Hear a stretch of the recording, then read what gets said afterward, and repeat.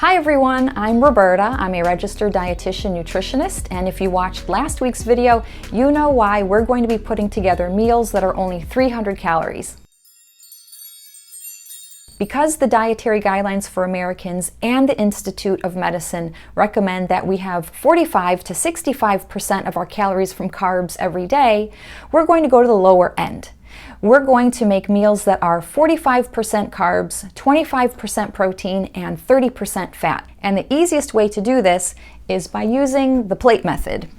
The plate method says that with a 9-inch plate, we want 1/4 of our plate to be protein, half of our plate to be vegetables, and 1/4 of our plate to be carbohydrates. But what does this look like with real food?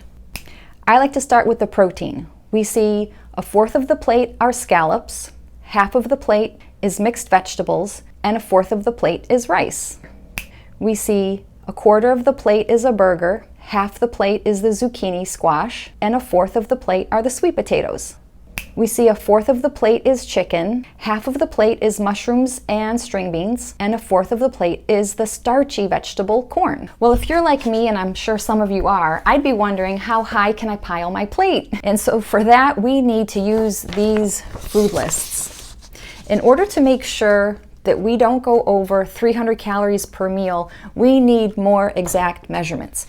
You can download these food lists by clicking on the video description below and finding the Novomed web link. Novo Nordisk, they predominantly make educational materials for people with diabetes. However, I use these materials for everybody. These are some of the best materials I have ever found. So once you download these food lists, you're going to see that it's sectioned into protein, fat, carbohydrate, and non-starchy vegetables.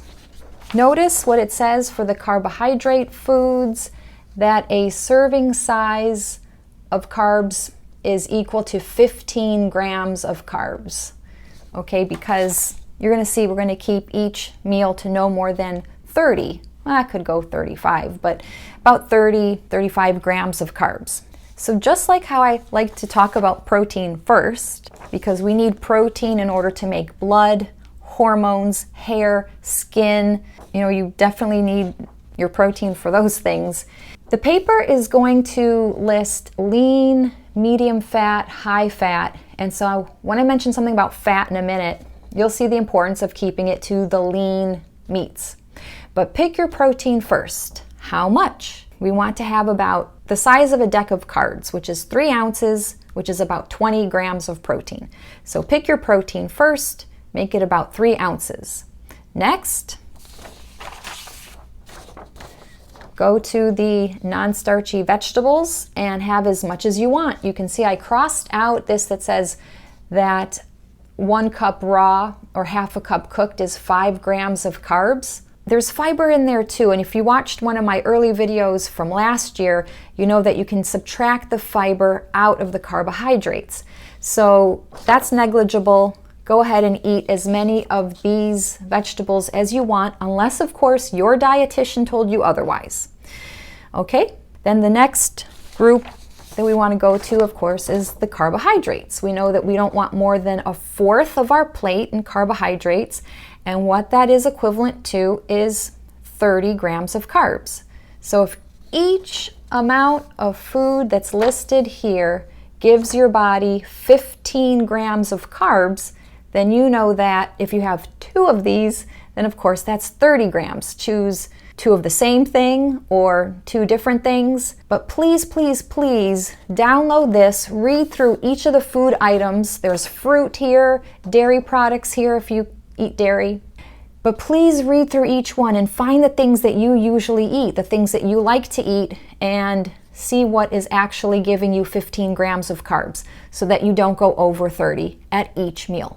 Now I need to say something about the fat. Fat can be either in the food already, like in meats, cheeses, dairy products, but also we can add fat to meals. We have to be very careful and mindful of how much fat's in the meal because that adds calories too. So to keep it to a 300 calorie meal, you don't want more than 10 grams of fat. We can find how much fat is in the different protein sources by seeing here, but also we can see the fat in these high-fat food items, and note that each quantity that's listed gives your body 5 grams of fat. And what does all of that information look like on our plate?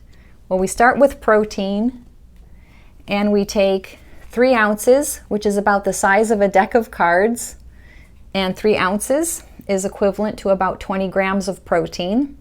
Then to the protein, we have half our plate in vegetables. Then with the carbohydrate, to keep it to a 300 calorie meal, we keep the carbs to about 30 grams of carbs.